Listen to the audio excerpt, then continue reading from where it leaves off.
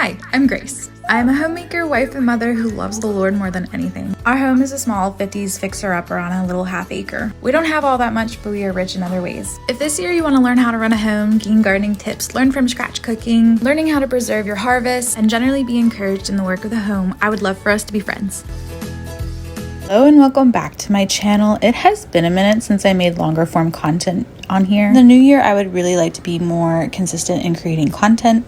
A little life update if you don't already know, we are expecting our second child any day now, and it's why I look like a whale. The Lord has blessed us with a little boy and we are very excited and eager to meet him. I am also at the point where I am feeling very exhausted, very big, and quite frankly, very uncomfortable. I also have SPD again, a lot of pain due to that. Most days I do try to ignore it to the best of my ability, but then there's other days where I am just so taken out by it and I'm not getting much done. This change in our life has definitely impacted how homemaking looks for me. Trying to keep the house together and not let it turn into chaos and clutter so that we can welcome our new baby in a clean-ish kind of home, which is much easier said than done when you have a 3-year-old who is very energetic and does not take naps. My normal day-to-day routine right now is just focusing on feeding us, doing a load of laundry, quick cleanups here and there, keeping up with the dishes. My days are much slower and not nearly as productive as to what I am used to and what my expectations for myself have been. There's been a lot of asking myself what actually needs done today versus what are the want to get done today, and I've really had to let go of a lot of expectations I had when it comes to my wants. This year has probably been one of the harder years for us, and especially for me. I feel like I've been going through this transformation phase in my life, focusing on healing certain things in my life, certain things in my past, becoming a better mother, becoming a better wife, and really reframing what homemaking looks through an actual biblical lens versus what is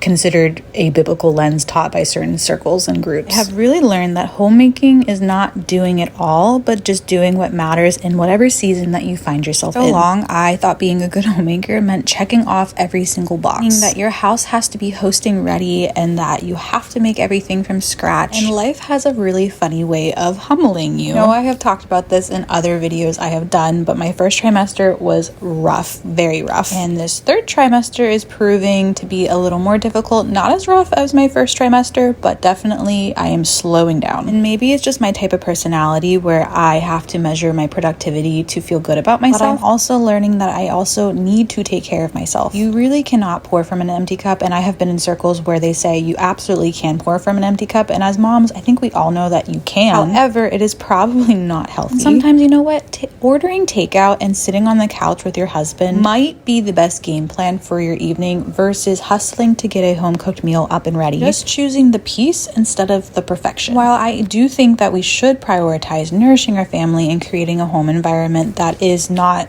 chaotic, it does not have to be an all or nothing type of thing. This year for me has been full of pruning and just letting go of the things I thought I had to do to be a good wife and mom, and then focusing on the things that actually bring the fruit of being a good wife and a good mother. And honestly, a lot of times that looks like putting the household on pause to spend time with my toddler, really savoring all the moments before her little brother gets here. I know she won't remember not having a sibling, but I'm gonna remember just being the three of us and just being one-on-one with her all the time, which makes it so bittersweet because I absolutely enjoy my one-on-one time with her, and slight part of me feels slightly selfish on having another child, but I also know she will absolutely adore this new baby and this new little friend of hers. Circling back to what I was saying about trying to keep the house together and not chaotic is because we have opted for a home birth this time around. Now with my daughter, we had a home birth, but I did end up transferring due to exhaustion, so I'm really hoping and praying this time around I am able to welcome our baby into this world the way that I want, in the space that I feel safest in. So I set up this little dresser. I have a feeling my birth pool is going to go in here. It's a little comfort station of encouragement, birth art that I made, some sage, some essential oils, snacks, really anything that I could want within an arm's reach. I actually even cut out little phrases that people put into cards for my baby shower from our church family, and headphones, because I figured if I really want to zone out and get lost in the music that I have planned, headphones are the way to go. Currently have the majority of our birth supplies stuffed into the baby crib. If you want to know what's in these, I do have a short on my channel on my page explaining what I put into them. I really love that home will be the first place that our baby hopefully takes his first breaths, and it brings me so much peace and will always be a sacred moment of my life. I have been in deep prayer asking God for particular requests for this birth. I truly believe unmedicated labor and birth is one of the closest experiences with God a woman can have. It is deeply spiritual and so focused on true surrender. You can plan and prep all you want, but at the end end of the day, it is in his hands. So I am at peace going into all of this. I did want to share with you guys Dirty Labs. It is a new laundry detergent I have been using. I am a blue collar wife, husband is an electrician, and let me tell you, washing his clothes, particularly his work clothes, is no small feat. And while I am a Tide girly, I do love Tide, I am always looking for more non-toxic options, and Dirty Labs fits that bill for me, especially because to wash your clothes, you need surfactants and enzymes, which Dirty Lab provides. I'm begging you though, if you wash your clothes with homemade laundry detergent, please stop doing that and find something that actually has surfactants and enzymes, because your clothes are not getting clean. It is super concentrated, and honestly, this stuff smells like an expensive trip to the spa. They have 2 different scents and even a fragrance-free option if that is up your alley. They also have other products like dish detergent and other cleaning things that I may or may not try out. I'm not sure yet, but feel free to use my code JOY and you can get yourself a 15% discount. So before I end this video, I just wanted to take a second and speak to you if you are a homemaker who might be watching this and just feeling tired, unseen, like your work doesn't matter. Fitting that I'm doing laundry while talking about this, because I swear laundry never ends no matter how much I do. Often our days can feel like they blur together. I promise you that this work,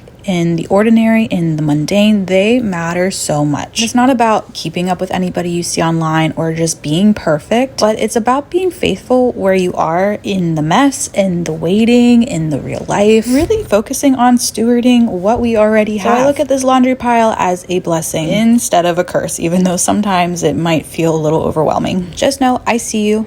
You're doing great. You're doing awesome. Keep up the good work. So thank you for spending a few hours in my life with me. Enjoyed this little glimpse into our slow 3rd trimester life. Don't forget to subscribe, and I will see you in the next video, hopefully with a little baby in my arms. Until then, I hope you have a very blessed rest of your day or week, my friends.